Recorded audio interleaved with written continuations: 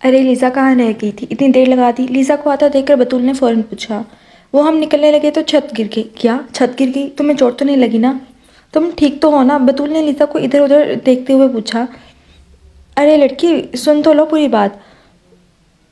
जब हम निकल आए उसके बाद छत गिरी, मलबा काफ़ी ज़्यादा था तो आराम आराम से आ रही थी, इसलिए लेट हो गई। लीज़ा ने तफसील से कहा। बतूल ने शुक्र का सांस लिया। तुम्हारी आंखें क्यों सुर्ख हो रही हैं?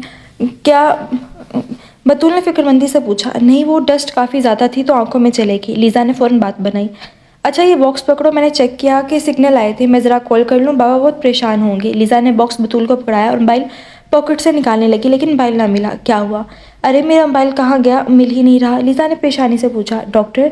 लीज़ा ने पीछे मुड़कर देखा। आपका मोबाइल सर ने दिया है, कह रहे थे आप वहीं गिरा आई थी। वो काम से गए हैं इसलिए मुझे देने का कहा है, ऑफिसर ने मोबाइल पकड़ाते हुए कहा। लीज़ा ने मोबाइल पकड़ा और फीकी मुस्कुराहट से ऑफिसर का शुक्रिया अदा किया।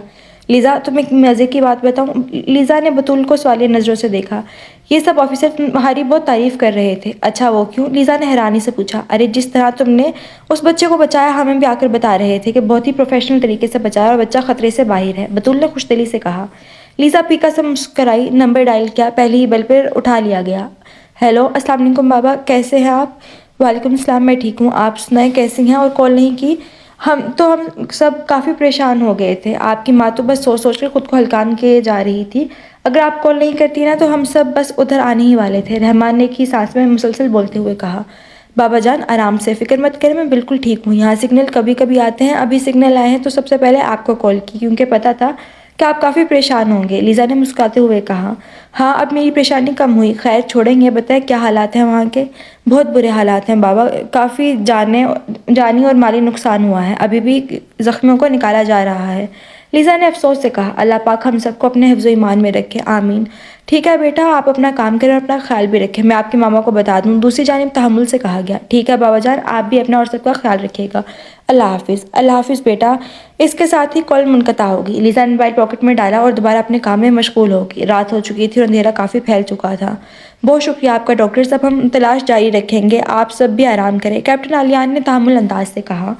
इट्स ओके सर, ये हमारी ड्यूटी थी, इमरान ने खुशदिली से कहा और वहाँ से चला गया। लीज़ा काफ़ी थकी हुई थी, अपने खैमे में आती ही कोट उतारा और लेट गई। बतूल भी साथ ही लेट गई। मिस राहीला किधर है? हाँ, इमरान बता रहा था कि उनकी नाइट शिफ्ट हुआ करेगी। बतूल ने आंखें बंद करते हुए जवाब दिया। अच्छा, अब बाकी सवाल सुबह, मैं बहुत थक गई हूँ, नींद आ रही है, गुड नाइट। ठीक है लड़की, सो जाओ, गुड नाइट, लीज़ा ने मुस्कुराते हुए जवाब दिया।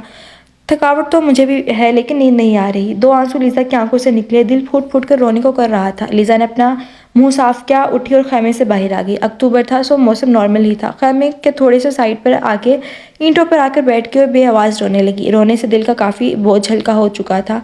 मैं कितनी पागल थी जो अभी तक उसी के बारे में सोचे जा रही थी, लेकिन उसको तो कोई परवाह भी नहीं, और मुझे यकीन है उसको तो पता भी नहीं होगा मैं यहाँ लोगों की मदद करने के साथ साथ अहमद के लिए भी आई थी। लेकिन वो तो मुझे जानता तक भी नहीं। ऐसा क्यों किया अहमद? अगर रिश्ता नहीं रखना चाहते थे तो क्यों नहीं बताया? क्यों मुझे आस लगवाए रखी? क्यों मेरे दिल में अपनी मोहब्बत जगाई? आखिर क्यों? लीज़ा की हिचकी बंद होगी। अब मैं इसके बारे में नहीं सोचूंगी। जब घर जाऊंगी तो बाबा को बता दूंगी कि वो ये रिश्ता रखना नहीं चाहता। लीज़ा ने हाथों से मुंह साफ किया और दोबारा खैमे में जाकर लेट गई। कई दिन ऐसे ही गुजर गए। लीज़ा ने अहमद को नहीं देखा और ना ही लीज़ा इसके बारे में सोचना चाहती थी।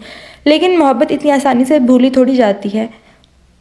अहम तो आप ये ओह, तो आप यहाँ बैठे हैं। एक तो आपको ढूंढना हो तो सबसे रिमोट जगह पर जाना पड़ता है जहाँ आपके अलावा कोई ना हो, मेजर जुबैर ने पीछे से आते हुए कहा। अहमद जो अकेला खोया सा ईंटों पर बैठा था जल्दी से उठा और सल्यूट किया। सर आप यहाँ खैरियत? हाँ सब ठीक है, डोंट वरी, बैठे रहो। मेजर जुबैर ने हाथ के इशारे से अहमद को बैठने के लिए कहा। अहमद खामोशी से बैठ गया। मेजर जुबैर भी अहमद के साथ खामोशी से बैठ गए। अहमद मैं जानता हूँ आपको अकेले रहना पसंद है, किसी से बात करना बिल्कुल पसंद नहीं, लेकिन आप काफ़ी दिनों से बहुत ही उदास लग रहे हैं। पहले आप इतने उदास नहीं हुआ करते थे, आखिर क्या वजह है जो आप इतने उदास हैं? मैं आपको डिस्टर्ब नहीं करना चाहता, लेकिन मुझसे आपको इस तरह देखा नहीं जाता, मेजर जुबैर ने अहमद के कंधे पर हाथ रखते हुए कहा। अहमद खामोशी से होंठ पीछे ज़मीन को घूर रहा था। अहमद खामोश मत रहे, खामोश किसी मसले का हल नहीं होता। मुझे बताएं, आप अपने दिल पर इतना बोझ मत डालें। क्या आपने अपनी फैमिली से कॉन्टेक्ट किया? अहमद ने नफ़ी में सर हिलाया। आपके बाबा की कॉल आई थी, वो आपका पूछ रहे थे और आपको डांट भी रहे थे, इन्हें कॉल बैक कर देना, वो परेशान भी हैं। अहमद ने हाँ में सर हिलाया। अहमद अब मुझे बताएं कि क्या वजह है जो आप इतना उदास और परेशान हैं? अहमद को समझ नहीं आ रही थी कि क्या बात करें। कुछ खास नहीं अहमद, मैं जानता हूँ खुद तक रखते हैं, लेकिन कभी कभी शेयर करने से बहुत सारे मसलों का हल निकल आता है। सर कुछ देर की खामोशी के बाद अहमद ने पुकारा, हाँ कहो बेटा, मैं सुन रहा हूँ। अगर ऐसी बात हो जो मैं बहुत सालों से एक्सेप्ट करना चाह रहा हूँ लेकिन कर नहीं पा रहा, लेकिन मैं किसी भी कीमत पर छोड़ नहीं सकता, लेकिन जिसकी बात है उससे और बर्दाश्त नहीं होता, तो मैं क्या करूँ? कुछ देर सोचने के बाद मेजर ज़ुबैर बोले, अगर तो ऐसी बात है जो आपको पसंद नहीं तो आपको उसे फ़ौरन रिजेक्ट कर देना चाहिए, ताकि जिसकी बात है वो खुद को मूव कर सके। लेकिन अगर ऐसी बात है जिसे आप नहीं छोड़ना चाहते तो फिर सबको छोड़े और अपने दिल की सुने, क्योंकि उनकी ज़िंदगी बहुत थोड़ी है, हमें किसी किस्म का अफसोस नहीं होना चाहिए। और आपने बहुत सालों से सोचा है, अब बस दिल की सुने, ज़िंदगी को खुशहाली से जिएं, क्योंकि हमारे पास एक ही ज़िंदगी है, ये बार बार नहीं मिलती, इसलिए अपने दिल की सुने। मेजर ज़ुबैर ने अहमद के दिल पर हाथ रखते हुए कहा। अहमद ने गहरा सांस लिया। मैं समझ गया सर। इतने में एक ऑफिसर घबराया हुआ पास आया, सल्यूट किया।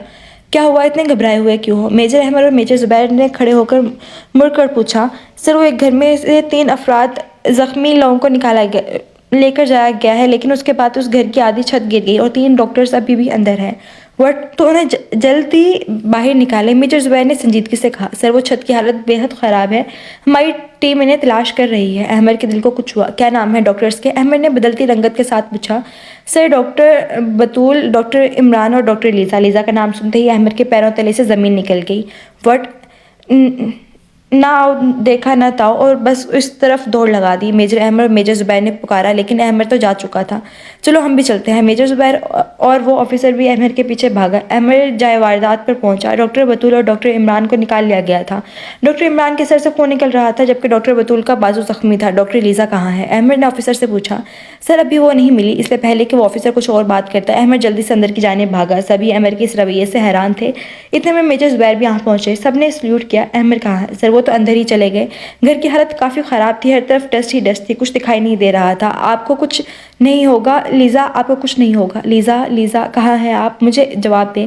अहमद पागलों की तरह ब्लॉक्स हटाने लगा। लीज़ा, लीज़ा प्लीज़ आवाज़ दे मुझे, किधर हैं आप? लीज़ा। अहमद ब्लॉक्स हटाने के साथ साथ लीज़ा को ऊंची आवाज़ से पुकार रहा था। आई एम सॉरी लीज़ा, मैं आपको नहीं भूला, एक पल के लिए भी नहीं भूला। आप चाहें जो मर्जी मुझे सज़ा दे दें, लेकिन प्लीज़ मुझे जवाब दें, किधर हैं आप? अहमद की आंख से आंसू निकले। लीज़ा प्लीज़ जवाब दें मुझे। आई एम सॉरी लीज़ा, मैं आपको नहीं भूला, एक पल के लिए भी नहीं भूला। आप चाहें जो मर्जी मुझे सज़ा दें, लेकिन प्लीज़ मुझे जवाब दें, किधर हैं आप? अहमद की आंखों से आंसू निकले। लीज़ा प्लीज़ जवाब दें मुझे। I am sorry Lisa, please answer me. Ahmad घुटनों के बल सर झुकाए नीचे बैठ गया। ये सब मेरी ही गलती है, अगर मैंने उस वक्त थोड़ी सी हिम्मत दिखाई होती तो आज इतनी नौबत नहीं आती। I am sorry please Lisa, मुझे जवाब दे। आई प्रॉमिस आइंदा शिकायत का मौका नहीं दूंगा, अपनी गलती का इजाला करूंगा, पर प्लीज़ मुझे आंसर दें, कहाँ हैं आप? अहमद की आंखों से आंसू जारी थे। अहमद मैं यहाँ हूँ। अहमद को लीज़ा की आवाज़ सुनाई दी। जल्द ऐसे उठा, आंसू साफ किए और इधर उधर देखने लगा, लेकिन कहीं भी लीज़ा नज़र नहीं आई। लीज़ा कहाँ है आप? अहमद मेरा दम घुट रहा है। लीज़ा मुसलसल खांस रही थी। मैं ब्लॉक्स के अंदर फंस गई हूँ। अचानक लीज़ा की आवाज़ से अहमद की नज़र सामने ब्लॉक्स पर पड़ी। छत गिरने की वजह से लीज़ा के इर्द गिर्द ब्लॉक्स और सीमेंट जमा हो गए थे, जिसकी वजह से लीज़ा अंदर फंस गई थी। अहमद ने जल्दी से साइड से एक सुराख उठाई और ब्लॉक्स के साइड से डालकर ज़ोर से धक्का दिया, जिससे ब्लॉक्स नीचे गिर गया। लीज़ा। अहमद ने अपने हाथ आगे बढ़ाया। लीज़ा मुसलसल खांस रही थी। जल्दी से अहमद का हाथ पकड़ा। अहमद ने फ़ौरन लीज़ा को अपनी तरफ खींचा। लीज़ा ब्लॉक्स के अंदर से बाहर आ गई। लीज़ा आप ठीक है? आपको चोट तो नहीं लगी? अहमद ने लीज़ा के फेस से बाल पीछे करते हुए फिक्रमंदी से पूछा। मैं ठीक हूँ, बस ऑक्सीजन थोड़ी सी कम हो गई थी, लेकिन अब ठीक हूँ। लीज़ा की बात सुनकर अहमद ने जल्दी से लीज़ा को गले लगा लिया, जिसकी लीज़ा को ज़रा भी तवक्का नहीं थी। किस तरह का इंसान है ये? कभी ऐसे रिएक्ट करता है जैसे जानता ही नहीं, और कभी ऐसे रिएक्ट करता है जैसे कभी भूला ही नहीं। अहमद क्यों कर रहे हो मेरे साथ ऐसा? क्यों मुझे खुद के करीब भी नहीं होने देते और खुद से दूर भी नहीं होने देते? सोचते सोचते लीज़ा की आंखों से आंसू निकले। शुक्र है खुदा का कि आप ठीक हैं। आप क्यों अपना ख्याल नहीं रखती? अगर आपको कुछ हो जाता तो, आपको कोई चोट लग जाती तो, अगर लग भी जाती तो आपको क्या? आप कौन सा मुझे जानते हैं? लीज़ा ने आंसू साफ किए और खुद को अलग करते हुए हल्के से गुस्से से कहा। लीज़ा हम ये बातें बाद में करेंगे, पहले यहाँ से निकलते हैं, ये छत किसी भी वक्त मज़ीद गिर सकती है। इतने में कुछ ऑफिसर भी आ गए। सर डॉक्टर आप ठीक है? वी आर फाइन, अहमद ने स्पार्ट लहजे में कहा। ये छत गिर सकती है, हमें यहाँ से निकलना चाहिए। अहमद के कहते ही सबने ताकीद की और जल्दी से बाहर की जानिब बढ़ने लगे। अहमद ने लीज़ा का हाथ मजबूती से थाम रखा था। अजीब इंसान है, ना पास आने देता है ना दूर जाने देता है। लीज़ा के होंठों पर मुबहम से मुस्कुराहट फैल गई। सभी इस घर से बाहर निकल आए। लीज़ा ने जल्दी से अपना हाथ छुड़वाया। उर्वा जल्दी से अहमद के पास आई। अहमद आप ठीक है? आपको कुछ चोट तो नहीं लगी? उर्वा ने फिक्रमंदी से पूछा। आई एम फाइन, अहमद ने स्पार्ट लहजे में कहा। इतने में मेजर ज़ुबैर भी पास आप पहुंचे। अहमद आप ठीक हैं? जी सर, अहमद ने मुअद्दब से जवाब दिया। और डॉक्टर आप कैसी हैं? आपको कोई चोट तो नहीं लगी ना? हम सब बहुत परेशान हो गए थे। मैं ठीक हूँ सर। मेरे कॉलिग्स वो कैसे हैं? लीजा ने घबराहट से पूछा। डोंट वरी, वो भी ठीक है। चलें आप आराम करें और नेक्स्ट टाइम अपना ध्यान रखिएगा, मेजर जुबैर ने प्यार से कहा। जी सर। लीजा ने हाँ में सर हिलाया और आगे की जानिब बढ़ गई। मैं भी चलता हूँ। अहमद इजाज़त लेकर वहाँ से निकल गया। मेजर जुबैर मुस्कुराने लगे जैसे सब समझ गए हों। आखिर ये लड़की है कौन? अहमद इसकी इतनी परवाह क्यों कर रहा है? अहमद को कभी किसी की परवाह करते नहीं देखा, मुझे इसका पता लगाना ही पड़ेगा। उर्वा ने दिल ही दिल में सोचा। सभी बहुत हैरानगी से देख रहे थे। सबकी नज़रें खुद पर पाकर लीजा नर्वस हो रही थी। अहमद खामोशी से लीजा के पीछे चल पड़ा। लीजा, अहमद के पुकारते ही लीजा ने पीछे मुड़कर देखा। चले, मैं आपको अपनी गाड़ी में छोड़ देता हूँ, अहमद ने लीजा के पास आते हुए कहा। नहीं, इसकी कोई ज़रूरत नहीं है, लीजा ने स्पार्ट लहजे में कहा। लीजा प्लीज़ जिद मत करें और मेरे साथ चले, अहमद ने लीजा के सामने खड़े होते हुए कहा। उफ, एक तो मैं पहले ही सबकी नज़रों से नर्वस हो रही हूँ और दूसरा ये मेरे सामने हाथ बांधे खड़े हो गए हैं। लीजा ने होंठ भींचते दिल में सोचा। क्या हुआ लीजा, क्या सोच रही हैं? आप हटे मेरे सामने से, आपकी वजह से ये सब देख रहे हैं, लीजा ने नज़रें झुकाते हुए कहा। अहमद ने मुड़कर सबको देखा। सब अपने कमरों में दोबारा से मशगूल हो चुके थे। ले अब कोई भी नहीं देख रहा, अब चले, अहमद ने दोबारा लीजा से मुखातिब हुआ। लीजा हैरानगी से अहमद को देख रही थी। क्या हुआ लीजा? कुछ नहीं, चलें फिर, लीजा ने हाँ में सर हिलाया। लीजा खामोशी से अहमद के साथ चलने लगी और दोनों गाड़ी तक पहुंचे। अहमद ने फ्रंट डोर खोला और लीजा जल्दी से अंदर बैठ गई। खुद अहमद ने ड्राइविंग सीट संभाली, गाड़ी स्टार्ट की और कैंप की तरफ रवाना कर दी। गाड़ी में खामोशी छाई थी। लीजा विंडो से बाहर देख रही थी। लीजा ने अहमद की तरफ सवालिया नज़रों से देखा। आप कुछ पूछेंगी नहीं? मैं क्या पूछूं? जो पूछना था वो मैंने पहले ही पूछ लिया, अब पूछने के लिए कुछ बचा ही नहीं है। लीजा ने नज़र झुकाए हथेली पर उंगली फेरते हुए कहा। लीजा उस दिन मैं खामोश था क्योंकि उसकी वजह थी। ऐसी भी क्या वजह थी जो मुड़कर कभी ना देखा ना पूछा? लीजा ने नम आवाज़ में कहा। अहमद खामोश रहा। जब आप मुझे एक्सेप्ट नहीं करना चाहते, जब आपकी वजह से आपकी वजह आपके लिए ज़्यादा ज़रूरी है, तो फिर आप क्यों आए मुझे बचाने के लिए? लीजा की आवाज़ रुंध गई। लीजा, अहमद प्लीज़, मुझे और कुछ नहीं सुनना, आप प्लीज़ यहाँ से गाड़ी चलाएं और मुझे मेरे हाल पर छोड़ दें। अहमद ने सख्ती से होंठ भींचे, लेफ्ट साइड पर गाड़ी रोकी। मैं जानता हूँ लीजा, आप मुझे माफ़ नहीं करेंगी और मैं माफ़ी के लिए आपको तंग भी नहीं करना चाहता, लेकिन प्लीज़ मेरी पहले पूरी बात तो सुन लें। अहमद ने अपना रुख पूरी तरह लीजा की तरफ किया। अहमद, अगर मैं यहाँ नहीं आती, अगर हमारी मुलाकात नहीं होती, तो आप मुझसे कभी बात नहीं करते? हाँ, लीजा की आंखें नम थीं। ऐसी बात नहीं है लीजा, मैं खुद वहाँ जाने वाला था, लेकिन फिर यहाँ के हालात ख़राब हो गए तो नहीं जा सका। मैं जानता हूँ हमारी फैमिली ने और मैंने आपसे कोई रब्ता नहीं किया, आप सब बहुत खफा है, अहमद ने तहम्मुल से कहा। अहमद, आपको अंदाज़ा नहीं है, आप सबके इग्नोर करने की वजह से हमें कितना सहना पड़ा है। फुप्पो रोज़ अपने बेटे से मेरी शादी की रट लगाती हैं। लीजा की आंखों से आंसू मुसलसल बह रहे थे। ऐसे कैसे कोई मेरी बीवी से शादी कर ले, इसकी जान ले लूँगा मैं। अहमद ने प्यार से लीजा के आंसू साफ किए। तो फिर क्या वजह थी ऐसी कि आप सब यहाँ शिफ्ट हो गए और कोई अता पता ही नहीं? ठीक है, मैं सब आपको बताऊंगा, लेकिन इस वक्त आपको रेस्ट की ज़रूरत है। आई प्रॉमिस, मैं सब सच बताऊंगा। अहमद ने लीजा के बाल पीछे करते हुए कहा। मैं ठीक हूँ, आपको फिक्र करने की ज़रूरत नहीं है, लीजा ने मुंह बनाते हुए कहा। अहमद मुस्कुरा दिया, दोबारा गाड़ी स्टार्ट की और कैंप की तरफ रवाना कर दी। ये अभी अभी मुस्कुराया था। अल्लाह, मुस्कुराते हुए कितना प्यारा लगता है, या शायद मेरा वहम था। नहीं, मैंने उसे मुस्कुराते हुए देखा। ऐसे क्या देख रही हैं आप? अहमद की आवाज़ पर लीजा ने अपने ख्यालों से बाहर आई। कुछ नहीं, कुछ भी तो नहीं, लीजा ने झिझकते हुए कहा। अहमद दिल में खूब मुस्कुराया। थोड़ी देर बाद दोनों की गाड़ी कैंप पहुंची। दोनों गाड़ी से उतरे। लीजा अपने खामे की ओर बढ़ने लगी। लीजा, अहमद की पुकार पर लीजा ने पीछे मुड़कर देखा। Take a lots of rest, और आइंदा कहीं भी ऐसी जगह जाएं तो मुझे साथ लेकर जाना, अहमद ने फिक्रमंदी से कहा। लीजा ने बस हाँ कहने पर इत्तेफाक किया और खामे में चले गई। अरे बतूल, तुम ठीक हो? बतूल जो सामने लेटी थी लीजा को देखकर उठ बैठी और जल्दी से लीजा को गले लगाया। लीजा, तुम ठीक हो? शुक्र है खुदा का कि तुम ठीक हो, जब तुम नहीं मिली मैं बहुत परेशान थी, बतूल ने लम लहजे में कहा। अरे यार, मैं ठीक हूँ, तुम अपनी फिक्र करो और देखो बाजू का ध्यान रखो, पहले ही जख्मी है। चलो लेट जाओ। शाबाश। लीजा ने आराम से बतूल को लेटाया और खुद भी साथ लेट गई। दिल में अनजानी से खुशी थी। सोचते सोचते जल्द ही लीजा को नींद ने घेर लिया। अचानक लीजा की आंख खुली, रिस्ट वॉच देखी, रात के 10 बज रहे थे। अचानक उठकर बैठ गई। उफ, इतना टाइम हो गया। बतूल की तरफ देखा जो अभी तक सो रही थी। इतने में राहिला अंदर एंटर हुई। अरे लीजा, जाग गई हैं आप? कैसी हैं आप? मैं पहले आई थी लेकिन आप सो रही थी तो मैंने नहीं जगाया, राहिला ने पास आते ही प्यार से कहा। जी मैं ठीक हूँ, फिक्र मत करें। डॉक्टर इमरान कैसे हैं? वो भी ठीक है, शुक्र है कि ज़्यादा चोट नहीं लगी। आप लोग अपना ध्यान रखा करें, खुद की हिफाजत करेंगे तो जख्मियों की देखभाल कर सकेंगे ना, राहिला ने नरम लहजे में कहा। जी ज़रूर, हम अपना ध्यान रखेंगे, आप परेशान ना हो, लीजा ने मुस्कुराते हुए कहा। तो राहिला भी मुस्कुरा दी। ठीक है, आप आराम करें, मैं अब चलती हूँ, मेरी ड्यूटी है। राहिला मुस्कुराते हुए खैमे से निकल गई। लीजा अपनी जगह से उठी, दुपट्टा लिया और खैमे से बाहर आ गई। बाहर आते ही ठिठक कर रुक गई क्योंकि सामने से अहमद लीजा की तरफ आ रहा था। कैसी हैं बाप लीज़ा? अहमर ने पास आते हुए पूछा। मैं ठीक हूँ, लीज़ा ने सरसरी सा जवाब दिया और आहिस्ता से वॉक करने लगी। अहमर भी आहिस्ता आहिस्ता साथ चलने लगा। घर वाले सब कैसे हैं लीज़ा? लीज़ा कोई सवाल की ज़रा भी तवक्का नहीं थी। गौर से अहमर को देखने लगी। ऐसा क्या देख रही हैं? एक तो आप गौर से बहुत देखती हैं, पता नहीं मुझे मैं हैंडसम हूँ? अहमर के इस सवाल पर लीज़ा थोड़ा सा शर्मिंदा हुई। नहीं, वो बस ऐसे ही आपने अचानक घर वालों का हाल पूछा इसलिए देख रही थी। तो आपने बताया नहीं?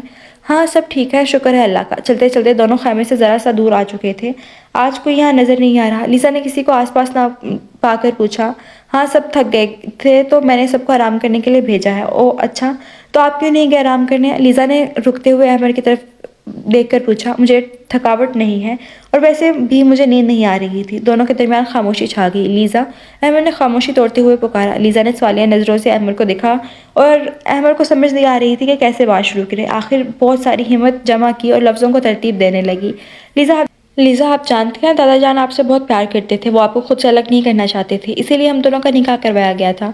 शुरू में फूफो ने बहुत हंगामा खड़ा किया क्योंकि वो फ्यूचर में मेरी शादी अपनी बेटी उर्वा के साथ करना चाहती थी, लेकिन दादा जान के बहुत गहरे ताल्लुकात थे अंकल से और फिर बचपन में हमारी दोस्ती भी बहुत हुआ करती थी।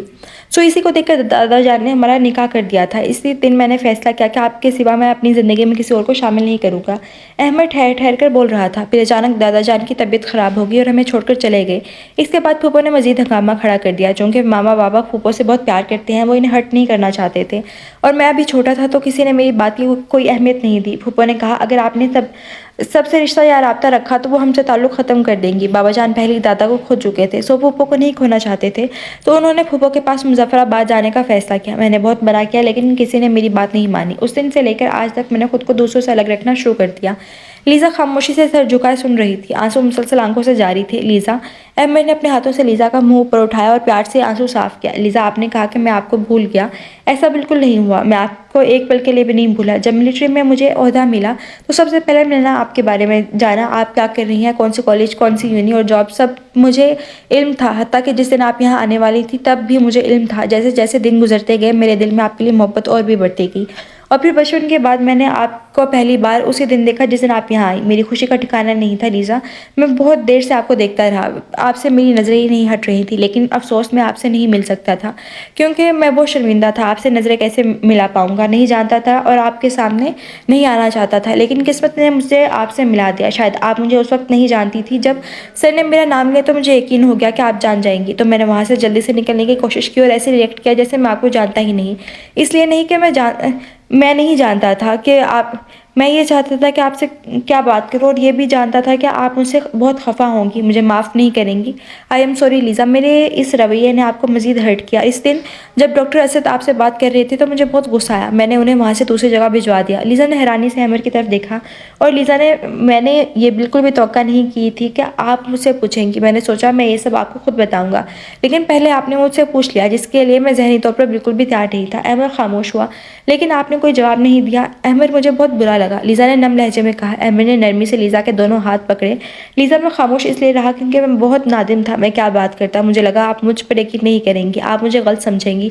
ऐसी बात नहीं है अहमर, एक बार आप मुझसे बात तो करके देखते। लीज़ा, मैं ये सब वहाँ आकर बताना चाहता था, लेकिन यहाँ की सिचुएशन ऐसी हो गई कि ये जाया नहीं गया। इस दिन के बाद मेरा मूड बहुत ऑफ और सैड था। आपसे बात नहीं कर सकता था, लेकिन आपको किसी भी हाल में नहीं छोड़ सकता था। फिर जब मैंने छत गिरने की बात सुनी तो मेरे पैरों तले से ज़मीन निकल गई। मेरे दिल में बुरे बुरे ख्यालात आ रहे थे। मुझे बहुत खौफ आया कि खुदा ना करे कि अगर आपको कुछ हो गया तो मैं कैसे जी पाऊँगा। मैं खुद तो कभी माफ़ नहीं कर पाऊँगा। फिर अल्लाह का लाख लाख शुक्र है कि आपको कुछ नहीं हुआ। तब मेरी सांस बहाल हुई और मैंने फ़ैसला किया कि आपको सब सच बता दूंगा। फिर आप चाहे जो भी फ़ैसला करें मुझे मंजूर होगा। अहमद ने मजबूती से लीज़ा के हाथ थामे और अब आपकी फूफो, वो दिन कभी नहीं आएगा जब मेरी ज़िंदगी में आपके अलावा कोई और आएगा, क्योंकि मैं आपसे बहुत मोहब्बत करता हूँ। मेरे दिल में आपके सिवा और कोई नहीं है और ना ही कभी कोई होगा। सो इस हवाले से आप परेशान मत हो, अहमद ने लीज़ा की बात काटते हुए कहा। अहमद, जो आप सब बिना बताए यहाँ से चले गए, मुझे बहुत दुख हुआ, लेकिन मैं इस आस पर जीती रही कि एक दिन आप मुझसे ज़रूर कोई ना कोई राब्ता करेंगे, पर ऐसा नहीं हुआ। फिर फूफो अलग से माँ बाबा को परेशान करती रही, लेकिन बाबा ने उनसे कहा कि हमारा आपसे राब्ता है और आप सब यहाँ ज़रूर आएंगे, मगर ऐसा नहीं हुआ। मुझे लगा आप मुझे भूल गए हैं, आप हमारे निकाह को भी भूल गए हैं। मैं इस बात से हमेशा खौफज़दा रहती थी कि अगर आप कभी ना आए तो क्या होगा। मैं आपके अलावा किसी और का तस्वुर भी नहीं कर सकती। मेरे दिल में सिर्फ आपके लिए जज्बात है, मैं कैसे जी पाऊँगी आपके बिना। फिर किस्मत से यहाँ आने का मौका मिला तो मैंने दिल में ठाने कि आपको ढूंढ कर रहूँगी, आपसे पूछूंगी, लेकिन आपका मुझे इग्नोर करना, मुझसे अनजान बनना मुझे बहुत हर्ट कर रहा था। लीज़ा ने रुंधी आवाज़ में कहा, आई एम सॉरी लीज़ा, मुझे माफ़ कर दें प्लीज़। मैं जानता हूँ मैंने जो किया वो माफ़ी के काबिल तो नहीं, लेकिन मैं चाहता हूँ कि पहले आप अपने पैरों पर खड़ा हो जाऊँ, फिर ही हम राब्ता करें। और मैंने अपने ट्रांसफ़र के लिए एप्लीकेशन भी दे दी है। मैं जल्द से जल्द आपके पास आना चाहता था, लेकिन फिर इस हादसे की वजह से नहीं आ पाया। I am sorry Lisa, I am sorry. Ahmad ने सर झुकाते हुए नरम लहजे में कहा, अगर आप मुझसे वादा करेंगे कि दोबारा कभी भी मुझे छोड़कर नहीं जाएंगे या मुझसे ताल्लुक़ ख़त्म नहीं करेंगे तो मैं आपको माफ़ कर दूंगी। लीज़ा ने अपना हाथ छुड़ाते हुए कहा, मैं वादा करता हूँ लीज़ा, जब तक ज़िंदा हूँ मैं अब आपको कभी नहीं छोड़ूंगा, ना ही कभी आपसे ताल्लुक़ ख़त्म करूंगा, और हमेशा आपकी हिफाजत करूंगा, आई प्रॉमिस। लीज़ा मुस्कुरा दी। लीज़ा को देखकर अहमद भी मुस्कुरा दिया। लीज़ा नज़रों से अहमद को अपने दिल में उतार रही थी। आप मुस्कुराते हुए अच्छे लगते हैं, बेसाख्ता ही लीज़ा के मुंह से निकला। अहमद लीज़ा की बात सुनकर खुलकर मुस्कुराया, लीज़ा को गले लगा लिया। चंद लम्हे ऐसे ही गुजर गए, लेकिन आपने मुझे बहुत रुलाया है अहमद, तो इसकी सज़ा आपको ज़रूर मिलेगी। लीज़ा ने मसनूई नाराज़गी से खुद को अहमद से अलग करते हुए कहा, आप जो सज़ा देना चाहें मुझे मंजूर होगी माय क्वीन। अहमद ने सीने पर हाथ रखकर थोड़ा झुकते हुए कहा। लीज़ा अहमद के इस रवैये पर होले से हंसी। अहमद का यह नया रूप देखकर हैरान भी थी। ठीक है, फिर आज के बाद आप मेरी हर बात मानेंगे, बोले मंजूर है। लीज़ा ने शान से आबरू उठाते हुए कहा, जी बिल्कुल, आपका हुक्म सर आंखों पर। दोनों मुस्कुरा दिए। अहमद, अब हमें चलना चाहिए, कोई देखेगा तो क्या कहेगा। लीज़ा ने इधर उधर देखते हुए कहा, परेशान ना हो, आप मेरी बीवी हैं। पहली बात तो ये कि जब तक मैं यहाँ हूँ किसी की कोई ज़रूरत नहीं है कि कोई यहाँ आए, और दूसरी बात, कोई देखे भी तो कोई फ़र्क नहीं पड़ेगा क्योंकि आप मेरी बीवी हैं। क्यों आप इतने स्ट्रिक्ट हैं? लीज़ा ने निहायत मासूमियत से कहा। ना चाहते हुए भी अहमद ने लीज़ा के कमर के बाजू डालकर लीज़ा को खुद के करीब किया। आपकी ये मासूमियत मेरे दिल के तार को छेड़ती है लीज़ा। अहमद ने लीज़ा के नाक प्यार से छूते हुए कहा। अहमद के इस रवैये पर लीज़ा शर्म से लाल हो गई और अपना सर अहमद के सीने में छुपा लिया और दिल में अपने रब का शुक्रिया अदा किया। ठीक ही तो बात है कि अल्लाह के घर देर है पर अंधेर नहीं, और अपने साबिर बंदों को अच्छा पल ज़रूर देता है। अहमद, हम कुछ देर में वापस जाने वाले हैं क्योंकि यहाँ हालात काफ़ी बेहतर हो गए हैं। लीज़ा ने खुद को अलग करते हुए कहा। हाँ मैं जानता हूँ। अहमद ने उदासी से कहा। उदास मत हो, आप वहाँ आ ही तो जाएंगे। हाँ लेकिन पहले आप जा रही हैं ना। खैर ये बात बताएं, आपका मोबाइल कहाँ है? वो तो खैमे में ही है। क्यों? चले आए, मुझे दे, मैं अपना नंबर सेव कर देता हूँ। जब तक मैं वहाँ नहीं आ जाता हम राब्ते में रहेंगे। ठीक है, लीज़ा ने मुस्कुराते हुए कहा। दोनों खैमे के ओर जाने लगे। खैमे पहुँचे, दोनों रुक गए। आप रुके, मैं बस अभी आती हूँ। लीज़ा जल्दी से अंदर गई और अपना मोबाइल हाथ में लेकर बाहर आई। अहमद हाथ में मोबाइल लिए खड़ा था। लीज़ा ने अपना मोबाइल अहमद की तरफ बढ़ाया, जिसे अहमद ने पकड़ लिया और नंबर सेव करने लगा। लीज़ा अहमद को गौर से देख रही थी। ये ले लीज़ा, आप इसमें अपना नंबर सेव कर दे। अहमद ने बिना देखे मोबाइल लीज़ा की तरफ बढ़ाया, लेकिन लीज़ा कहाँ सुन रही थी। वो तो बस अहमद को गौर से देख रही थी। कोई जवाब ना पाकर अहमद ने लीज़ा की तरफ देखा, और जो इसी टकटकी बांधे देख रही थी। और कब तक देखेंगी? अहमद ने मुस्कुराते हुए कहा। अहमद की बात सुनकर लीज़ा छिप गई। अपना नंबर भी सेव कर दे मैडम, ताकि मैं आपको कॉल कर सकूं। लीज़ा ने फ़ौरन से मोबाइल पकड़ा और नंबर सेव करने लगी। ये ले, हो गया। लीज़ा ने मोबाइल अहमद की तरफ बढ़ाया। अहमद ने मोबाइल पकड़कर पॉकेट पर डाला और लीज़ा को इसका मोबाइल पकड़ाया। चलें, अब आप आराम करें, सुबह जल्दी उठना होता है और रात काफ़ी हो गई है, सुबह बात करते हैं। लीज़ा ने मुस्कुराकर कहा। लेकिन मुझे तो नींद नहीं आ रही, ना ही मेरा दिल जाने को कर रहा है। अहमद ने सीने पर हाथ बांधते हुए कहा। लीज़ा कहाँ हो तुम यार, पानी देना। अंदर से बतूल की आवाज़ सुनाई थी। अहमद, मैं चलती हूँ, बतूल मुझे बुला रही है। लीज़ा ने घबराते हुए कहा। ठीक है, जाए आप। अहमद ने मुस्कुराते हुए कहा। लीज़ा भी मुस्कुराते हुए अंदर चले गई। एक बहुत बड़ा बोझ था जो दोनों के दिल से उतर चुका था। अहमद ने अपनी पूरी लाइफ में कभी खुद को इतना रिलैक्स फील नहीं किया था जितना वो आज कर रहा था। सुबह की ठंडी ठंडी हवा दिल को ताजगी दे रही थी। अहमद की आंखें बंद किए हुए महसूस कर रहा था। अहमद, इतनी सुबह आप यहाँ? सर आप? अहमद ने मुड़कर सल्यूट किया। अरे कितनी बार कहा है, जब मैं और आप होते हैं तो ये फॉर्मेलिटीज़ रहने दिया करें। मेजर जुबैर ने तंग आकर कहा। आपने बताया नहीं? वो सर, नमाज पढ़ने के बाद नींद नहीं आई तो मैं फ्रेश एयर लेने के लिए बाहर आ गया। अहमद ने स्पार्ट लहजे में कहा। मेजर जुबैर मुस्कुराया। मैं देख रहा हूँ कि आपका मूड काफ़ी हद तक बेहतर हो चुका है। अहमद खामोश रहा। वेल ये बताएं कि आप डॉक्टर लीज़ा को जानते हैं? अहमद के लिए सवाल गैर मुतवक्का था। मैं इसलिए पूछ रहा हूँ कि जैसे आप उस दिन डॉक्टर लीज़ा का नाम सुनकर भागे और अपनी जान की परवाह किए बगैर उन्हें उस घर से निकाला। मैं हैरान हूँ क्योंकि आज से पहले कभी आपको इतना डरा हुआ और परवाह करते हुए नहीं देखा। अब खामोश मत रहना, मुझे जवाब देना। This is an order. Sir वो मेरी बीवी है। अहमद कुछ देर के खामोशी के बाद सीरियस लहजे में बोला। वट? मेजर जुबैर को जैसे अपनी कानों में यकीन आया। क्या आप सच कह रहे हैं? मुझे इस बात का इल्म नहीं है। हमारा बचपन में ही निकाह हो चुका है। अहमद ने एक और शॉकिंग न्यूज़ मेजर जुबैर के गोश गुजारा। Oh my god, this is so shocking news for me. Major Zubair बहुत हैरान हुए। क्यों सर, इसमें शॉकिंग की क्या बात है? सबकी बीवी होती है, अहमद ने स्मार्ट लहजे में कहा। मेजर जुबैर खिलखिलाकर हंस दिए। अरे बेटा, आप हमारे साथ कब से हैं? लेकिन मुझे भी इस बात का इल्म नहीं। वेल, बताते तो आप कुछ है नहीं, और जैसी आपकी पर्सनैलिटी है मुझे यकीन नहीं आ रहा। अहमद खामोश था। चले, ये अच्छी बात है, मुझे सुनकर खुशी हुई।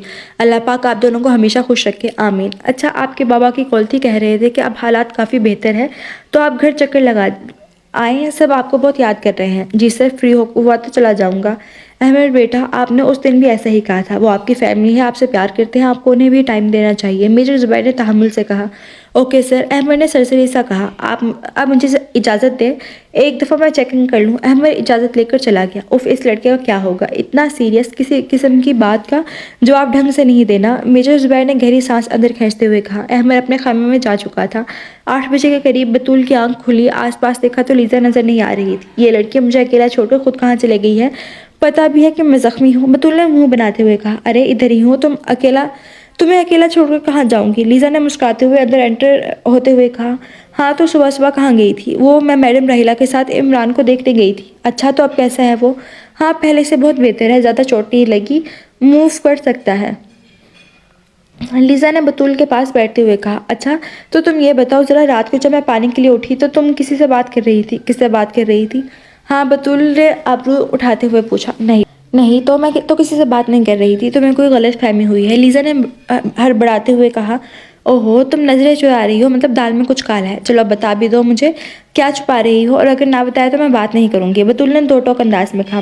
वो मैं अहमद से बात कर रही थी, लीजा ने हकलाते हुए कहा। क्या? वो अहमद जो बेइंतहा खड़ूस, स्ट्रिक्ट और सड़ियल सा है? बतूल ने हैरानी से पूछा। लीजा ने नजर झुकाते हुए हाँ में सर हिलाया।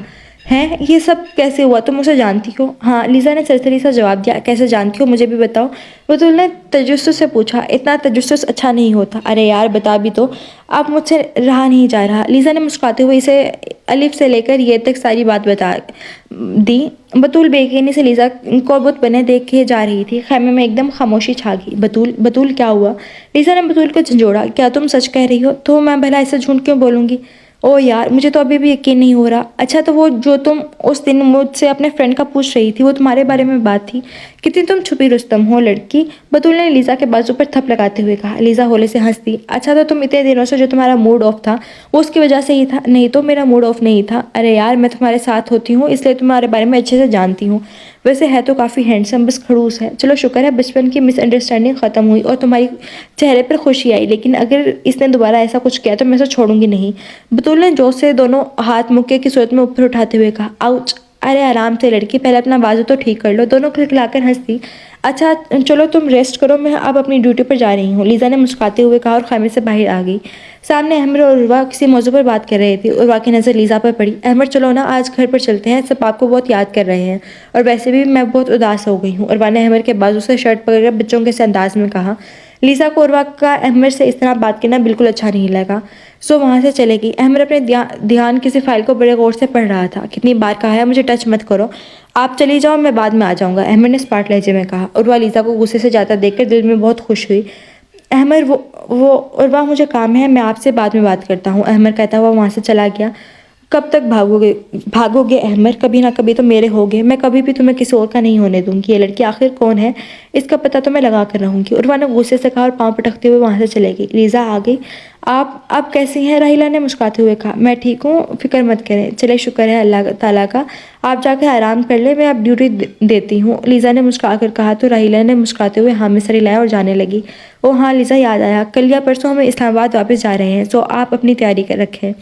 राहिला ने मुड़कर कहा। क्या इतनी जल्दी? बेसाख्ता लीजा ने कहा। जल्दी तो नहीं है, कम से कम 1 मंथ होने वाला है हमें यहाँ आए हुए। आपका दिल नहीं चाह रहा? राहिला ने हैरानी से पूछा। नहीं, वो मेरा मतलब है, इतने दिन गुजर गए पता ही नहीं चला। लीज़ा ने जल्दी से बात बनाई। हाँ ये बात तो है, चलिए आप अपनी ड्यूटी करें, मैं थोड़ी देर आराम कर लूँ, राहिला कहते हुए वहाँ से चले गई। लीज़ा पेशेंट्स को चेक करने लगी जो काफ़ी हद तक बेहतर हो चुके थे। हाय लीज़ा, अब आप कैसी हैं? पीछे से डॉक्टर असद ने आते ही पूछा। मैं ठीक हूँ, परेशानी की कोई बात नहीं है, लीज़ा ने मुस्कुरा कर कहा। चले शुक्र है, वरना हम तो डर ही गए थे। खैर आप पेशेंट को देखें, मैं भी दूसरी तरफ चेकिंग करके आता हूँ, असद कहता हुआ चला गया। लीज़ा दोबारा अपने काम में मशगूल हो गई। लीज़ा अपने काम में इतनी मगन थी कि जब अहमद आया लीज़ा को पता ही नहीं चला। अहमद गला साफ करता हुआ लीज़ा के पास आया। अरे आप कब आए? मुझे पता ही नहीं चला। बस थोड़ी देर पहले, आप अपने काम में बहुत मसरूफ़ थी तो मैंने डिस्टर्ब करना मुनासिब नहीं समझा। नहीं, डिस्टर्बेंस की कोई बात नहीं है। अच्छा, मतलब हम आपको डिस्टर्ब कर सकते हैं? अहमद ने इशारत से कहा। लीज़ा होले से हंस दी। हाँ कर सकते हैं, कोई प्रॉब्लम नहीं। अहमद टकटकी बांधे लीज़ा को देखने लगा। ऐसे क्या देख रहे हैं? देख रहा हूँ कि आप हंसते हुए बहुत खूबसूरत लगती है। अहमद की बात पर लीज़ा झींप गई। अहमद दिल ही दिल में खूब मुस्कुराया। तौबा, ये लड़का अपनी तारीफ भी इतने सीरियस मूड में करता है। लीज़ा ने दिल में सोचा। चल हम आइंदा मुस्कुराकर तारीफ करेंगे, सिर्फ आपके लिए, अहमद ने मुस्कुराते हुए कहा। तो लीज़ा एकदम हैरानी से अहमद की तरफ देखा। क्या हुआ? आपको कैसे पता मैं क्या सोच रही हूँ? बस देख लें, अहमद ने कंधे उचकाते हुए कहा। नहीं मुझे बताया ना, आपको कैसे पता लगा कि मैं ये सोच रही हूँ? लीज़ा ने बच्चों के से अंदाज में जिद करते हुए कहा। नहीं तो अगर मैं बता दूंगा तो आपको मेरा राज पता चल जाएगा। ओह माय गॉड, ये सर है? उफ, मैंने अपनी पूरी ज़िंदगी में पहली बार सर को इतना फ्रैंक देखा है। नुमान ने हैरानी से नवीद को कहा। मुझे तो डर लग रहा है सर से बात करने का भी। अगर उन्हें गुस्सा आ गया कि हमने उन्हें डिस्टर्ब कर दिया है तो वो तो हमें छोड़ेंगे ही नहीं, कैप्टन नवीद ने डरते हुए कहा। लेकिन यार सर ने भेजा है, बात तो करनी ही पड़ेगी। अचानक लीज़ा की नज़र उन दोनों पर पड़ी जो आपस में खुसर फुसर कर रहे थे। क्या देख रही हैं? अहमद ने लीज़ा के नज़रों का ताक़ुब किया। आप दोनों क्या कर रहे हैं? कोई और काम नहीं है क्या, या फिर और काम दूं? अहमद ने कड़क लहजे में कहा। दोनों ने डरते हुए सल्यूट किया। डर के मारे दोनों के मुंह से आवाज़ नहीं निकल रही थी। अब ऐसे क्या खड़े हो? अहमद ने गुस्से से कहा। सर ने आपको बुलाने के लिए भेजा था तो हम सब बस आपको बुलाने के लिए आए हैं, नुमान ने कामती आवाज़ में कहा। ठीक है तुम जाओ, मैं आता हूँ। अहमद के कहते ही दोनों सल्यूट करते हुए वहाँ से रफू चक्कर हो गए। लीज़ा मुस्कुराई। आप क्यों मुस्कुरा रही हैं? बस ऐसे ही देख रही थी कि कितना वो डर रहे थे आपसे। आपने उन्हें डांट कर रखा हुआ है, लीज़ा ने मासूमियत से पूछा। नहीं तो, दरअसल मैं हमेशा सीरियस मूड में रहता हूँ, मेरा लहजा ही करख्त हो चुका है। नॉर्मल अंदाज में बात भी करूँ तो वो गुस्से से ही निकलती है, इसलिए सबको लगता है मैं बहुत स्ट्रिक्ट हूँ। पर आप फिक्र मत करें, आपसे प्यार से ही बात करूँगा, है मैंने मुस्कुराते हुए कहा। लीज़ा झींप की। अच्छा मैं आज घर जा रहा हूँ और परसों प्रेसिडेंट दौरे पर आ रहा हूँ, तो हम इन दिनों काफ़ी बिजी रहने वाले हैं। हो सकता है ठीक तरह से बात ना हो पाए, लेकिन हम तो कल जा रहे हैं। क्या इतनी जल्दी? लीज़ा ने हाँ में सर हिलाया। डॉक्टर लीज़ा आप बिजी हैं? असद ने पास आकर पूछा। जी हाँ, लीज़ा के जवाब देने से पहले ही अहमद ने गुस्से से जवाब दिया। लीज़ा हैरानी से एक दफ़ा अहमद और एक दफ़ा असद को देखने लगी। असद भी अहमद की बात पर अहमद को हक्का बक्का देख रहा था। ओह कैरी ऑन, असद कहता हुआ चला गया। अहमद दोबारा लीज़ा की जानिब मुखातिब हुआ। मैं पूरी कोशिश करूँगा कि मैं जल्दी से जल्द अपना ट्रांसफ़र करवाऊँ और जैसे ही सिग्नल होंगे मैं आपको कॉल करूँगा। अपना ज़्यादा से ज़्यादा ख्याल रखिएगा, अहमद ने नरमी से कहा। ओके आप भी, लीज़ा ने मुस्कुराते हुए कहा। अहमद जाने लगा। लीज़ा अहमद को जाते हुए देख रही थी जब तक वो नज़रों से ओझल ना हो गया। लीज़ा ने लंबी गहरी सांस ली और दोबारा अपने काम में मशगूल हो गई। शाम के 5 बज रहे थे जब उर्वा और अहमद घर एंटर हुए। सभी हॉल में जमा थे क्योंकि डिनर का टाइम था। दोनों ने सबसे सलाम लिया। मावा जान बाबा जान कैसे हैं आप सब? उर्वा दोनों के पास जाकर बैठ गई। हम बिल्कुल ठीक हैं बेटा, आप सुनाएं? मैं भी ठीक हूँ। अरे आज इतने दिनों बाद हमारी बेटी आई है, कैसी हो बेटा? हसन फारूक ने प्यार करते हुए कहा। मैं बिल्कुल ठीक हूँ मामू जान, आप सुनाएं? हम भी ठीक हैं, अब आपको देख लिया है तो और भी ठीक हो गए हैं, हसन ने मुस्कुराते हुए कहा। तो सभी मुस्कुराने लगे। अहमद अपने रूम में जाने लगा। कहाँ जा रहे हो बरखुरदार? बिना हाल हवाल जाने और पूछे, हसन फारूक ने अहमद को रोकते हुए पूछा। अपने रूम में जा रहा हूँ यूनिफॉर्म चेंज करने, अहमद ने स्पार्ट लहजे में कहा। अहमद इतने दिनों बाद आए हो बेटा, हमारे साथ बैठो, कुछ बातें ही कर लो, उस्मान ने प्यार से कहा। आप लोग बातें करें, मैं अभी चेंज करने जा रहा हूँ। नाहिद, जोया और अज़मा डाइनिंग टेबल पर खाना लगाने लगी और वह भी उनकी मदद करने लगी। चलिए ठीक है, जैसे आप चेंज कर लें फिर बात करते हैं, उस्मान ने मुस्कुराते हुए कहा। तो अहमद अपने रूम की तरफ जाने लगा। अहमद बेटा मैं खाना लगा रही हूँ, चेंज करके आप नीचे आ जाएं, फिर मिलकर खाना खाते हैं, नाहिद ने पीछे से कहा। अहमद ने पीछे मुड़कर एक नज़र देखा और बिना जवाब दिए अपने रूम में चला गया। ये कुछ ज़्यादा ही ऐसा होता जा रहा है, मैं उसकी वजह से बहुत परेशान हूँ, हसन ने सोफे पर बैठते हुए कहा। परेशान मत हो, ठीक हो जाएगा, उस्मान ने तसल्ली देते हुए कहा। मैंने सोचा था वक्त के साथ साथ ठीक हो जाएगा, लेकिन ये तो वक्त के साथ साथ मज़ीद ऐसा होता जा रहा है, ना किसी से बात करता है ना किसी को करने देता है। मैंने और नाहिद ने बहुत कोशिश की इसको अपने साथ अटैच करने की, पर बेसूद, इस पर कोई असर नहीं हुआ। हर कोई इससे डरता है, कोई किसी किस्म की बात नहीं करता कि कहीं इसको गुस्सा ही ना आ जाए। सभी बात करने से घबराते हैं। मैंने आफिश से भी कहा है कि इससे बात करो, क्या करो, तुम्हारा मिजाज ज़रा चंचल है, क्या पता कोई असर ही हो जाए, लेकिन आफिश भी डरता है, बात नहीं करता। अब उस्मान आप ही बताओ, इतनी देर हो गई है, इसका रवैया वैसे का वैसा ही है, बल्कि पहले से भी ज़्यादा बिगड़ गया है। ऑल टाइम सीरियस, मैं परेशान ना हूँ तो और क्या करूँ। आफिश भी तो इसी का भाई है, पर दोनों में ज़मीन आसमान का फ़र्क है। हसन ने नहायत परेशानी से कहा, मैं समझ सकता हूँ हसन भाई, मैं भी बहुत कोशिश करता हूँ इससे बात करने की, लेकिन वो खुद को ओपन ही नहीं करता। मैं ज़्यादा फोर्स नहीं करता कि कहीं गुस्सा ही ना हो जाए। उस्मान ने फिक्रमंदी से कहा, नाहिद इनकी बातें सुनकर मज़ीद परेशान होगी। आ जाएं बाबा जान, फूफो जान, खाना लग गया है। आफिश आप भी आ जाएं। उस्मान ने सबको खाना की तरफ मुतवज्जा किया। सभी डाइनिंग टेबल के इर्द गिर्द रखी कुर्सियों पर बैठ के मैं अहमद को बुला कर लाती हूँ, नाहिद कहते हुए वो अहमद के रूम में जाने लगी। आज तो खाना बहुत खामोशी से खाया जाएगा, वरना शामत आ जाएगी। आफिश ने चावलों वाली प्लेट अपने आगे रखते हुए कहा, तौबा है आफिश भाई, आप तो ऐसे बात कर रहे हैं जैसे वो कोई जिन हो जो आपको खा जाएंगे। उर्वा ने मसनून गुस्से से कहा, किसी जिन से कम भी नहीं है। अब देखो मुझसे छोटा है, लेकिन मुझे इससे डर लगता है। कोई बात है भला करने वाली, जहाँ वो हो वहाँ सिर्फ खामोशी ही होती है। आफिश ने नहायत मासूमी से कहा। आफिश की बात सुनकर सब मुस्कुराने लगे। कोई बात नहीं है, वो मिलिट्री में है, इसका काम ही कुछ ऐसा है, इसलिए ऐसा हो गया है, ठीक हो जाएगा, आप सब इसके पीछे ही ना पड़ जाओ। अब जोया ने डांटते हुए कहा, अरे फूफो जान, मैं तो बस इसका मिजाज बता रहा हूँ, आप नाराज़ मत हो, अभी तो पता नहीं क्या करेगा जब मंगनी की बात सुनेगा। आफिश ने चावल मुंह में डालते हुए कहा। डाइनिंग टेबल पर खामोशी छा गई। मेरा ख्याल है ये बात पहले उससे पूछ लेनी चाहिए, आप सब तो इसका मिजाज जानते ही हैं। उस्मान ने खामोशी तोड़ते हुए कहा, अरे इसमें पूछने की क्या बात है, सबको पता है, उसे भी पता है कि उसकी और उर्वा की मंगनी होनी है। मैंने कहा तो था पहले ही, जोया ने स्पार्ट लहजे में कहा। लेकिन जोया आप उसका मिजाज नहीं जानती, इसलिए बेहतर है आप पहले पूछ लें, बाद में अगर वो बहुत नाराज़ हुआ तो। देखें भाईजान, ये क्या कह रहे हैं, क्या पहले ये बात नहीं हुई थी और सबको ये मालूम तो है। जोया ने हसन से शिकायत की। अच्छा बस ये बातें बाद में कर लेंगे, और रही बात पूछने की तो वो मैं और नाहिद पूछ लेंगे, आप लोग परेशान ना हो और आराम से खाना खाएं। हसन की बात पर सब खामोशी से खाना खाने लगे। Knock knock. अहमद बेटा, नाहिद ने दरवाज़ा नॉक किया। आ जाए मामा जान। नाहिद दरवाज़ा खुलकर अंदर दाखिल हो गई। अहमद बेड पर आंखें बंद किए बाजू रखे लेटा था। कमरे में अंधेरा छाया हुआ था। नाहिद ने लाइट ऑन की। अहमद आपकी तबीयत तो ठीक है ना? नाहिद ने पास बैठते हुए पूछा। मैं ठीक हूँ। अहमद ने आंखों से बाजू हटाए बगैर जवाब दिया। चले बेटा, फिर पहले खाना खा लें। वेल, मुझे भूख नहीं है, अगर आपने ज़बरदस्ती खिलाना है तो यहाँ भिजवा दें। अहमद ने दो टोक अंदाज में कहा। नहीं बेटा, आप इतनी देर बाद घर आए हैं, ऐसे कमरे में रहेंगे तो सब नाराज़ हो जाएंगे। मॉम प्लीज़, मेरा दिल नहीं। अहमद ने उकताए हुए लहजे में कहा। नाहिद ने अहमद की आंखों से बाजू हटाए। तेज़ रोशनी ने अहमद की आंखों को हर्ट किया। अहमद उठकर बैठ गया। अहमद, आप अपनी मम्मा की भी बात नहीं मानेंगे? नाहिद ने मसनूई नाराज़गी से कहा। मामा, आप भी जानती हैं मुझे गैदरिंग ज़रा भी पसंद नहीं है, फिर भी आप ज़िद कर रही हैं। अहमद, ये फैमिली है आपकी, कब तक ऐसे अकेले रहेंगे? सिर्फ आपके दादा जान ही नहीं, बल्कि हम सब भी आपसे बहुत प्यार करते हैं।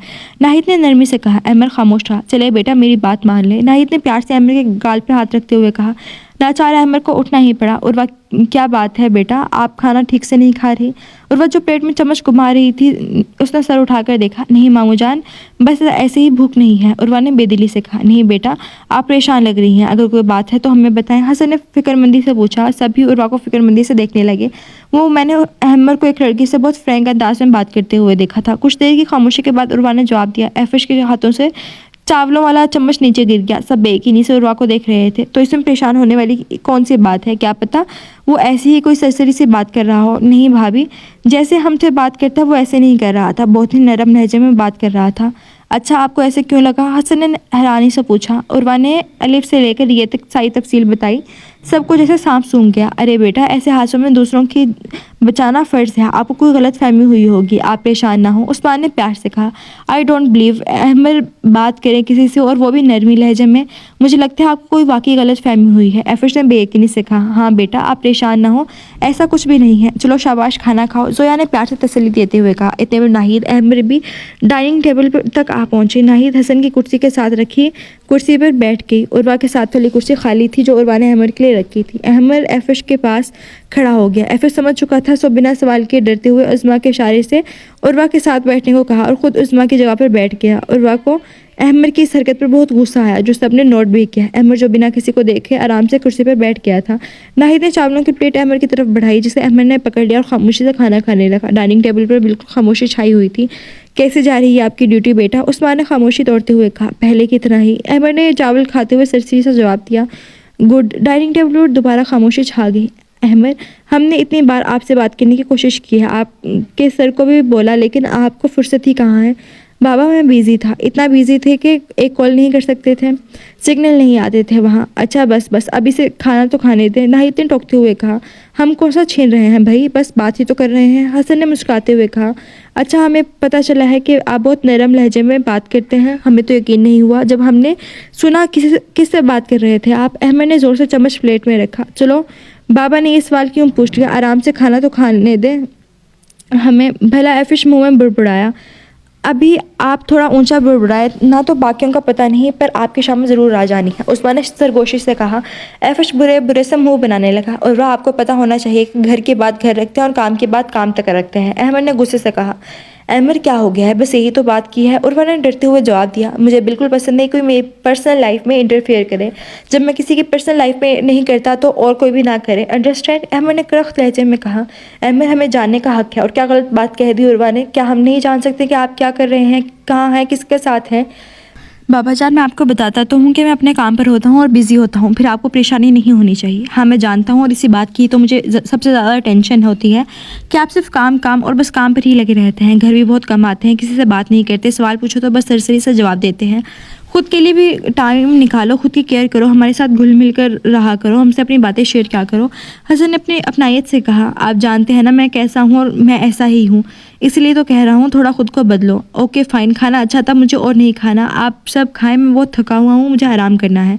अहमर कहते हुए उठ गया और लंबे लंबे ढक भरता हुआ अपने रूम में चला गया। सब अहमर को जाता हैरानी से देखने लगे। आपसे किसने कहा था कि इसे अभी किसी भी मौजू पर बात करें, इसे खाना तो खा लेने देते हैं, नाहिद ने हल्के से गुस्से से कहा। नाहिद इससे बात नहीं करेंगे तो वो सबसे कैसे बात करेगा, और फिर मंगनी की बात भी तो करनी है, मुझे समझ नहीं आ रही वो कैसे करूँगा। यहाँ वो इतनी सी बात पर हद से ज़्यादा गुस्सा हो गया है। भाभी बात तो भाई बिल्कुल ठीक कह रहे हैं, इससे ज़्यादा से ज़्यादा बात करें। उस्मान ने भी हसन की ताकीद की। इस निकम्मे को देखो ऐसे खामोश बैठा है जैसे यहाँ मौजूद ही नहीं। जोया ने एफिश को डांटा। अरे फूफू मुझे अपनी जान प्यारी है, एफिश ने आंखें पटपटाते हुए कहा। अभी अहमर का गुस्सा अरूज पर है, सोचे मंगनी की बात सुनकर क्या करेगा, इससे बात किसी तरह करनी है ये सोचे। सबने एफिश की ताकीद की।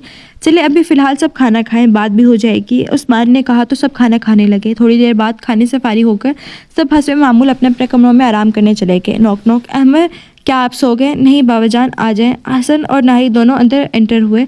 दोनों को एक साथ देखकर अहमर हैरान हुआ। कहीं हमने डिस्टर्ब तो नहीं किया? हसन ने पास बैठते हुए कहा। नहीं तो आप इस वक्त खैरियत? हाँ खैरियत है, आपसे बात करनी थी, हसन ने ठहर ठहर कर कहा। जी करे, अहमद ने स्पार्ट लहजे में कहा। हम सब सोच रहे थे कि आपकी और उर्वा की मंगनी कर दी जाए, हसन ने हल्का सा घबराते हुए कहा। मंगनी का नाम सुनकर अहमद का दिमाग साए साए करने लगा। अहमद को कुछ समझ नहीं आ रही थी।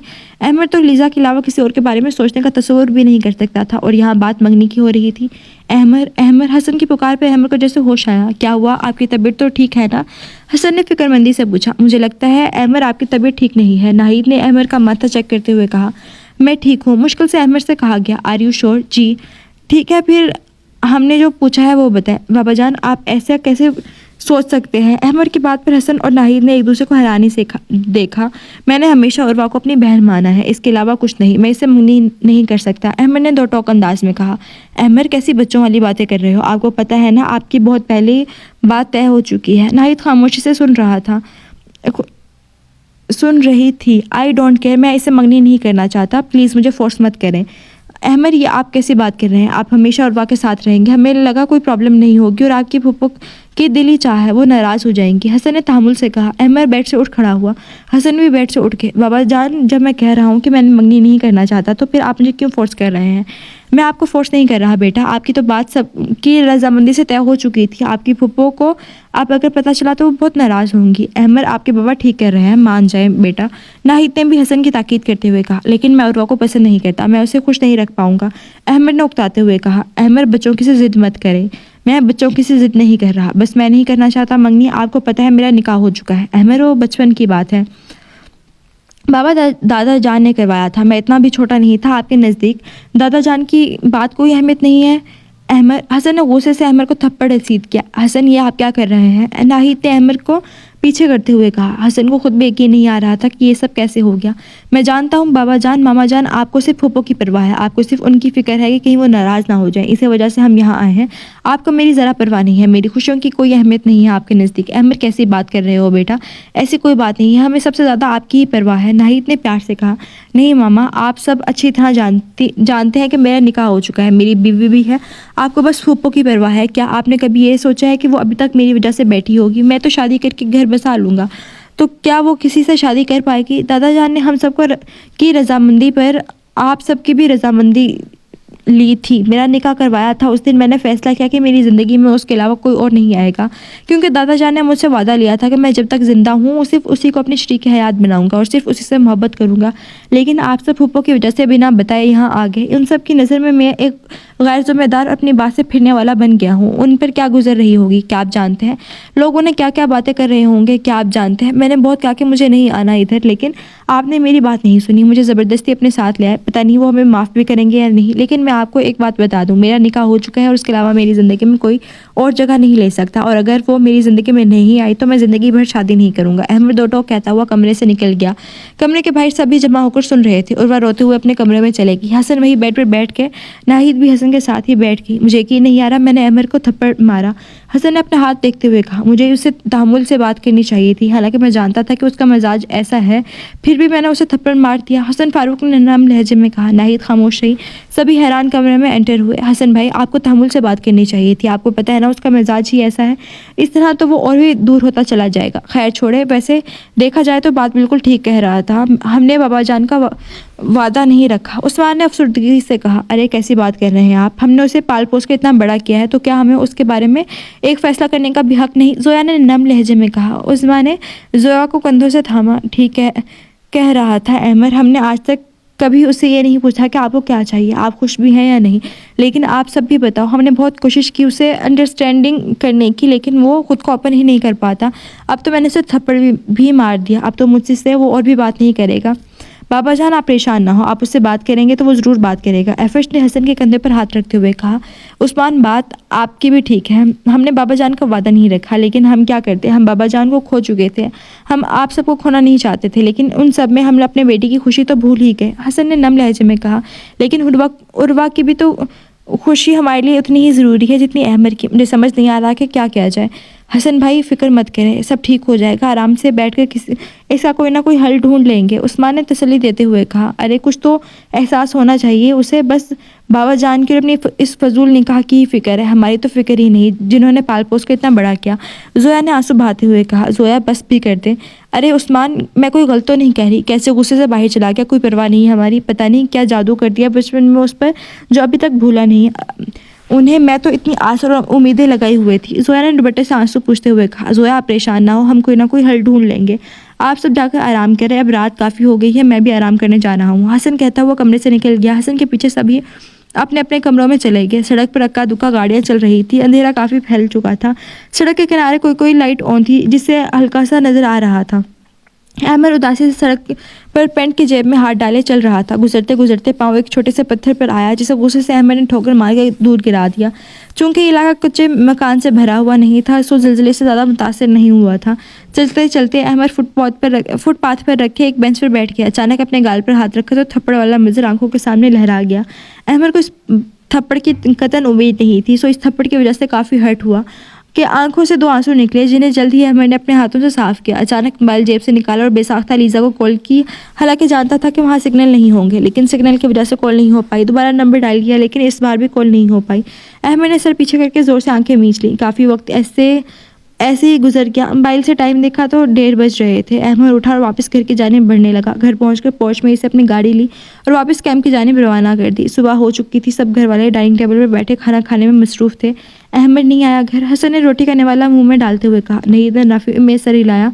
मैं पानी पीने के लिए नीचे आया था तो अहमद अपनी गाड़ी के लेकर जा रहा था। मैंने चौकीदार से पूछा तो इसने कहा पता नहीं, सर ने बताया नहीं कि कहाँ जा रहे हैं। एफिश ने तफसीली बात बताई। फ़िक्र मत करें आप सब, वो अपनी ड्यूटी पर गया होगा और कहाँ जा सकता है, आप सब आराम से खाना खाएं। सब ने उस्मान की ताकीद की और खाने में मसरूफ़ हो गए। लीज़ा और बाकी सब जाने की तैयारी में मसरूफ़ थे। मैडम राहिला अंदर एंटर हुई। अरे लड़कियों, तैयारी हो गई है आप सबकी? जी मैडम, हो गई है। बतूल ने रिस्ट वॉच पहनते हुए कहा, चलो ठीक है। फिर सब लोग गाड़ी में जाकर बैठो। दोनों खैमे से बाहर निकल आई। लीज़ा बार बार आसपास देख रही थी, लेकिन निगाहें जिसे ढूंढ रही थी वो नज़र नहीं आ रहा था। लीज़ा, क्या हुआ? चलो भी अब बस आ रही हूँ। ओहो, किसे ढूंढ रही हो? बतूल ने शारद से कान में सरगोशी की। किसी को भी तो नहीं? लीज़ा ने हकलाते हुए कहा, ऐसा नहीं है डेयर, मुझे सब पता है। वैसे वो अभी तक क्यों नहीं आए? पता नहीं था कि तुमने जाना है? पता था, मैंने बताया था। बेशक था, लीज़ा के मुंह से निकला। लीज़ा ने जल्दी से दांतों तले जुबान रखी। देखा, मैं ना कहती थी किसी को ढूंढ रही हो। बतूल ने मुस्कुराकर आंखें मारते हुए कहा, तो लीज़ा भी मुस्कुरा दी। दोनों गाड़ी के करीब पहुंची। लीज़ा बार बार इधर उधर देख रही थी। क्या पता वो बिजी हो, इसलिए ना आया हो। बतूल ने लीज़ा को उदास देखकर कहा। लीज़ा ने खामोशी से हाँ में सर हिलाया। लीज़ा बैठने ही लगी थी कि अचानक नजर उठी और सामने से मेजर जुबैर और अहमद इसी तरफ आ रहे थे। इतने में राहिला भी आ पहुंची। लीज़ा के होठों पर मुबहम से मुस्कुराहट फैल गई। अस्सलाम वालेकुम। दोनों ने पास आते ही सलाम लिया। वालेकुम सलाम। सब ने बैक वक्त कहा, आप सबका बहुत शुक्रिया, आपने इस मुश्किल हालात में हमारी मदद की। अरे नहीं मेजर साहब, ये तो हमारा फ़र्ज़ था, इसमें शुक्रिया की क्या बात। हमें खुशी हुई कि हमने इस मुश्किल वक्त में आपका साथ दिया है। राहिला ने मुस्कुराते हुए कहा। अहमद लीज़ा को चोर नज़रों से देख रहा था। चलिए ठीक है, अब हमें चलना चाहिए। जी ज़रूर। राहिला और बतूल गाड़ी में बैठ गई। लीज़ा बैठने लगी। लीज़ा, अहमद ने पुकारा। लीज़ा ने मुड़कर सवालिया नज़रों से देखा। अपना ख्याल रखिएगा। मेजर जुबैर ने हैरानी से देखा। लीज़ा ने हाँ में सर हिलाया और मुस्कुराते हुए गाड़ी में बैठ गई। रात हो चुकी थी। लीज़ा घर में एंटर हुई। हॉल में सभी मौजूद थे। अस्सलाम वालेकुम। वालेकुम सलाम। अरे लीज़ा मेरी जान, आ गई? आप कैसी है? मैं तो बहुत परेशान थी मेरी बच्ची। नादिया ने ज़ोर से लीज़ा को गले लगाया। मामा जान, मैं बिल्कुल ठीक हूँ, आप परेशान ना हो। लीज़ा ने प्यार से खुद को अलग करके कहा, भाई आपकी मामा तो मेरा जीना हराम करके रखा हुआ था। मैंने इतनी बार कहा भी कि लीज़ा ठीक है, वो मुझे अपडेट करती रहती है, लेकिन ये कहाँ सुनने वाली थी। रहमान अहमद ने शिकायत भरे लहजे में कहा। लीज़ा खिलखिलाकर हंस दी। आप भी कैसी हैं? आपने बहुत देर लगा दी आने में, आपकी बगैर आदत नहीं है ना, तो घर काफ़ी सुना सुना लग रहा था। जरलिश ने मुस्कुराते हुए कहा, अब मैं आ गई हूँ ना, अब सुना सुना नहीं लगेगा। लीज़ा ने मुस्कुराते हुए कहा। सभी मुस्कुराने लगे। आपको भूख लगी होगी ना, चले आए मैं आपको खाना देती हूँ। अरे नहीं मामा, हम खा कर आए हैं, आप जहमत ना करें। चलो ठीक है बेटा, आओ बैठो हमारे साथ। नादिया की बात पर सभी सोफे पर बैठ गए।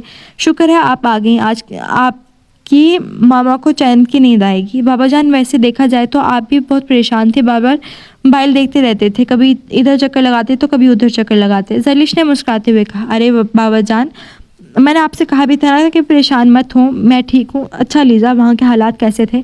मामा जान, बहुत बुरे हालात थे, बहुत ज़्यादा लोग ज़ख्मी हुए थे और बहुत ज़्यादा लोग वफ़ात पा गए। लीज़ा ने अफसुर्दगी से कहा। ये तो बहुत अफसोस की बात है, अल्लाह पाक हम सबको अपने हिफ्ज़ मान में रखे।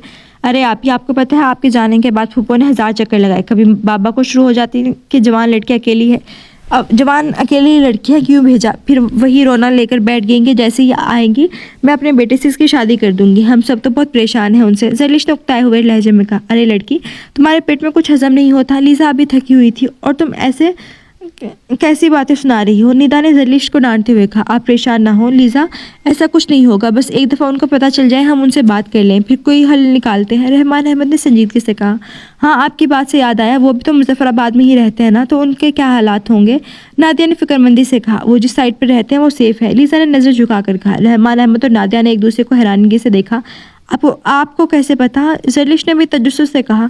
बाबा, वो अहमद ने बताया। लीज़ा ने हकलाते हुए कहा। क्या अहमद आपसे मिला? रहमान ने बेयकीनी से पूछा। जी, तो क्या आपने पूछा उससे कि वो यहाँ क्यों नहीं आया और क्यों इनकी कोई खैर खबर नहीं की? लीज़ा ने नज़र झुकाकर हाँ में सर हिलाया।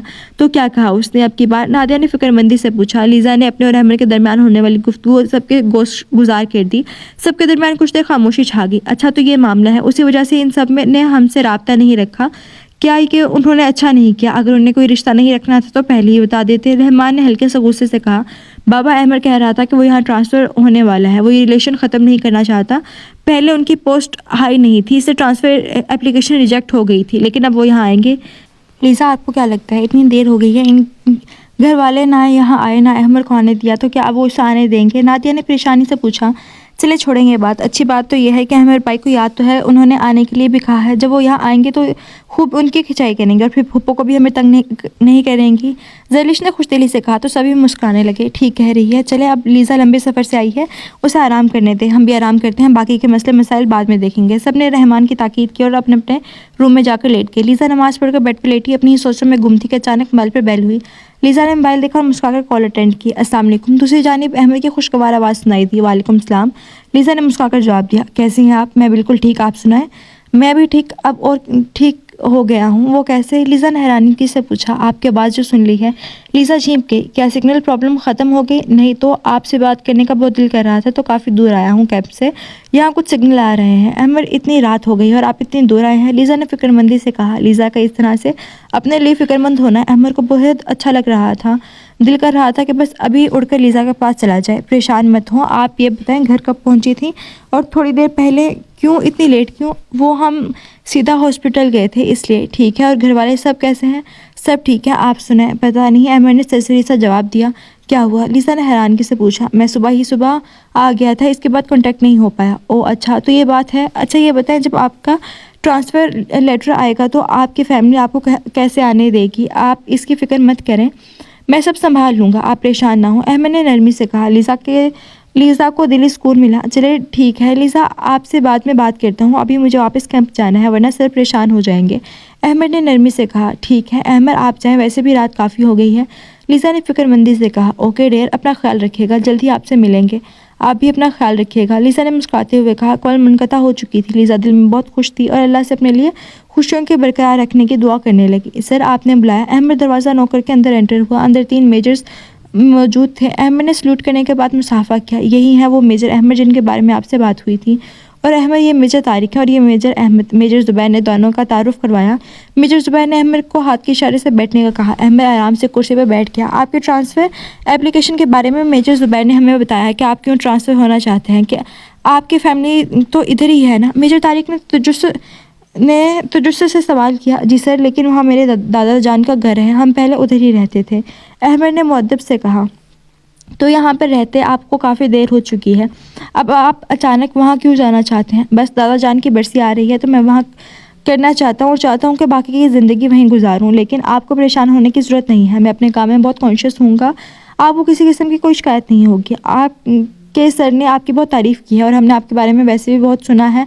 आपसे मिलना चाहते थे पर मौका नहीं मिला, और जब ट्रांसफ़र एप्लीकेशन मिली हम बहुत हैरान हुए और आपसे खुद ही मिलने आ गए। चले इसी बहाने आपसे मिल लें और आपके ट्रांसफ़र की वजह भी जान लें, क्योंकि आप बहुत होनहार और इंटेलिजेंट है और हमें यकीन है कि आप हमें मायूस नहीं करेंगे, और हमने आपकी एप्लीकेशन एक्सेप्ट कर ली है।